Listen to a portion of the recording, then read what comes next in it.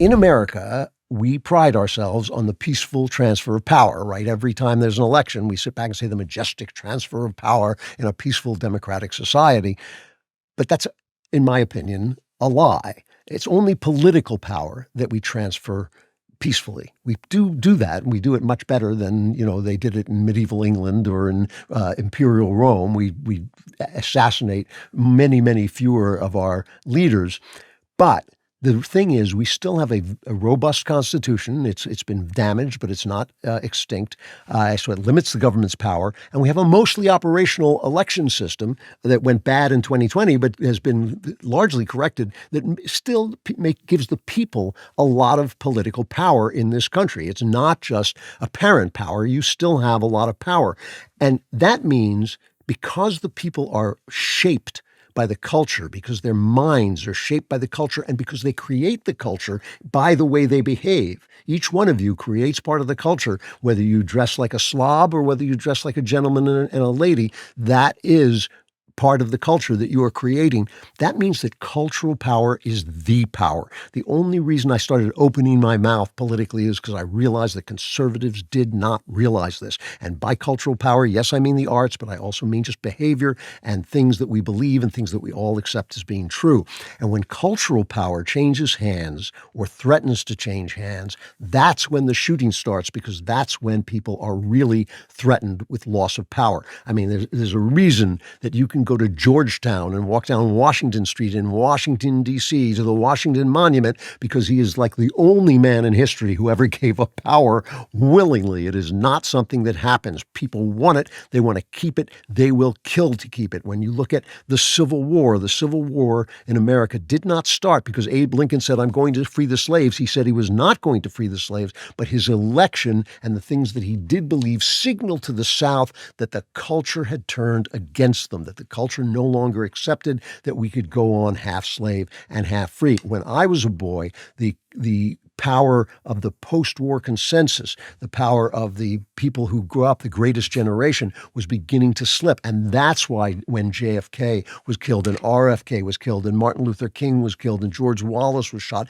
and Malcolm X was shot, it was a very violent time, and people started rioting all the time. It was a violent time because culture was changing hands, the power of culture. And by the way, just like then, just like now, when JFK was shot, he was shot by a communist, and the culture rushed to cover it up and spread conspiracy theories that lasted for 1 million years to cover up the fact that the ideology they believed in and were trying to slowly sell to the people had been exposed as a violent, murderous ideology. JFK was a Cold Warrior, and a Soviet sympathizer, Lee Harvey Oswald, killed him. And that's where all the conspiracies come from, to shut that up, to close their eyes to the fact that the ideology they embraced, the elite embraced, the people who were taking over our culture embraced, was responsible for the death of the man they held in such high esteem. And that's what's happening today. That the same thing is happening today. They want to erase the fact that this guy replaced the golden rule in his heart. This assassin replaced the golden rule in his heart with the ideology of the left. Here is Jimmy Kimmel trying to erase this the other night. This is cut 4. We had some new lows over the weekend with the MAGA gang desperately trying to characterize this kid who murdered Charlie Kirk as anything other than one of them, and doing everything they can to score political points from. Well, that it's just a lie. And then he made fun of President Trump's grief, and it was a really ugly experience. I'll get back to this in a minute about Kimmel and free speech and all that. But let's just go through this.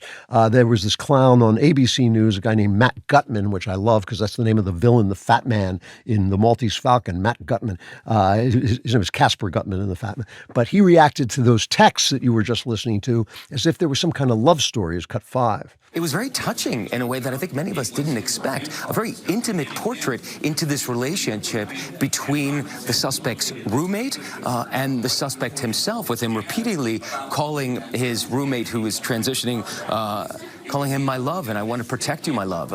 So it was this duality of someone who the attorney said not only jeopardized the life of Charlie Kirk and the crowd, but was doing it in front of children, which is one of the aggravating circumstances of this case. And on the other hand, he was, speaking so lovingly about his partner. So Gutman apologized, said he was trying to underscore the jarring contrast between the cold-blooded assassination and the human story going on. Okay, but Montel Williams on CNN went the full Monty with this. This is cut 6. Trying to pigeonhole this as a leftist thing and a right thing.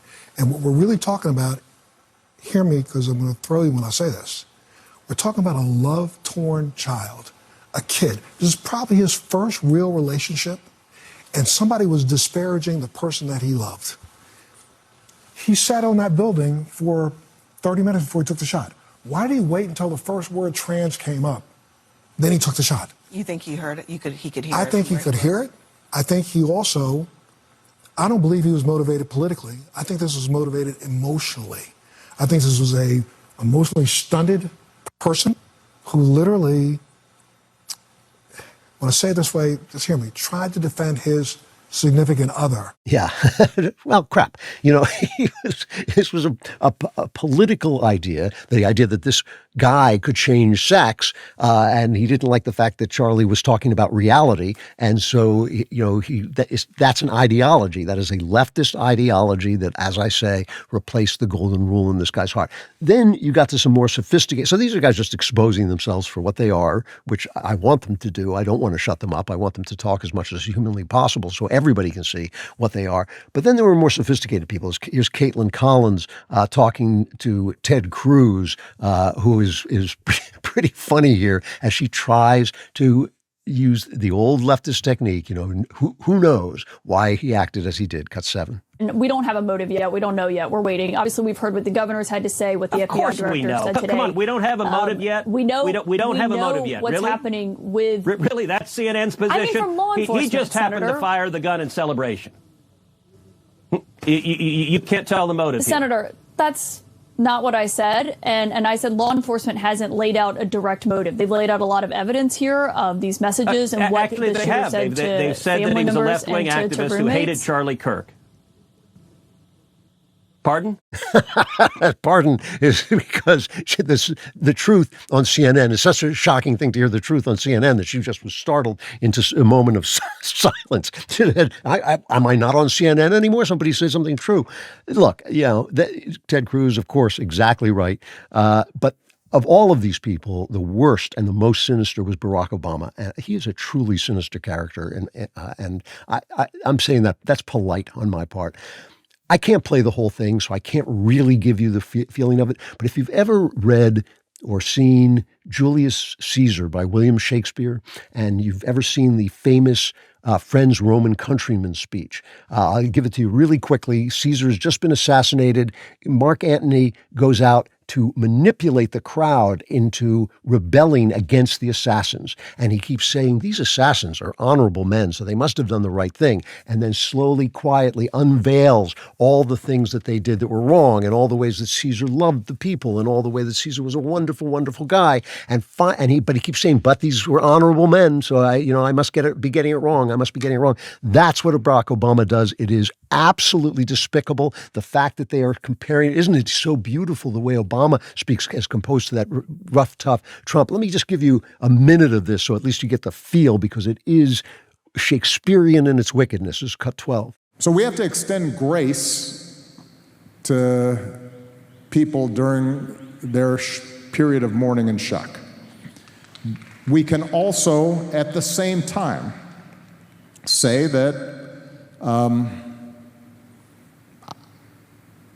I disagree with the idea that the Civil Rights Act of 1964 was a mistake. That's not me politicizing the issue. It's making an observation about who are we as a country. I can say that I disagree with the suggestion that my wife or Justice Jackson does not have adequate brain processing power. So, listen, we got to have sympathy. It's a terrible tragedy. It's a terrible crime. But this guy, Charlie Kirk, didn't believe in civil rights. And he called my wife an idiot. And then he goes on to say, and the worst thing about this radical ideas is it's coming from the White House. So in other words, it's all Trump's fault, really. And it is a performance out of Julius Caesar. And it is exactly that kind of manipulation. And of course, the press is going to play it up as if it were a beautiful thing. It's disgusting. It is disgusting. He basically said, we've got to sympathize, even though obviously Kirk, and by the way, the Civil Rights Act was a good act, but the legal decisions coming out of the act were incredibly bad. And that's why we've lost our right of association and lost our choice of who we hire and who we don't hire. And that's I'm sure, what Charlie was thinking of. But he obviously, by his behavior, was very much in favor of civil rights and treating people with respect and treating people equally. So what I'm telling you is going on, and why this happened now is for 30 years, the left has dominated the culture-making facilities. They have dominated the news media. The news media now only exists on the coast. All political donations by journalists go to Democrats, just about. No journalist votes Republican. They argue that they can be fair, but you can't be fair when you're surrounded by people who agree with you. It just is radicalizing. Universities, there are no riots on universities when leftists come to speak. You can be a communist, you can be a Stalinist, and nobody will riot on a university. But when I come to speak, when Ben Shapiro comes to speak, there is trouble. And the trouble is not started by the kids. It's started by the administration feeding information to the kids to get them ginned up and worked up. The entertainment industry, my history, my career in Hollywood. Not that I loved it that much, but still it was lucrative. It was gone in 10 minutes when I started to speak out. Just hundreds, if not thousands of actors just signed a pledge that they won't work with any company doing business with Israel. So that is left-wing dominated. Nobody is canceled in Hollywood for being left-wing. You're canceled for being right-wing. Now, so they own the culture. For 30 years, they own that cultural power, and now it's starting to shift. Culture shapes the imagination. And remember, the imagination is not just some fun thing where little girls pretend they're princesses and boys pretend they're knights. The imagination is an organ of perception, like your eye, through which you see the unseeable. It works in terms of images to describe the moral order, God's personality, the mind that is expressed in creation. It communicates to us through stories, through pictures, through music, to tell us all these invisible things that are nonetheless real, even though we see them through a glass darkly. They are real. So as the cultural power increased, the left did what powerful people do. They grew corrupt. They wanted more and more. They wanted to control our imaginations. They told themselves they could shape our imaginations into their vision of reality, and reality would become that thing. They could tell us there were two genders, there were more than two genders, and there would be. They could tell us that black dysfunction can be fixed by methods that actually cripple blacks but make the powerful more powerful, and that would be so. That homosexuality is a source of pride. We all need a month in which to celebrate how proud we are of homosexuals, that motherhood is a lowly task and men are abusers for expecting of women that a baby in the womb is not a human being. And they wanted to declare you evil if you disagreed and make you afraid to disagree. The left's cancel culture destroyed people for violating left-wing precepts that were in no way central to our culture or agreed upon by everybody. They were not the central ideas of our culture. They were imposing our culture. So an employee who says that gay people should be murdered, yeah, I think he should be fired. I think anybody who's calling for murder should be fired. But if he says homosexuality is immoral, that is standard operating belief in the West to this day. You do not have a right to torment him or cancel him. That's just an opinion. But people who rejoice in murder, who lie about murder, who romanticize murder, who approve of murder, as Obama subtly did in that speech, as far as I'm concerned, he has violated the very central premise of Western morality. Its first directive, that great speculation, that golden rule, and he's replaced it with an ideology.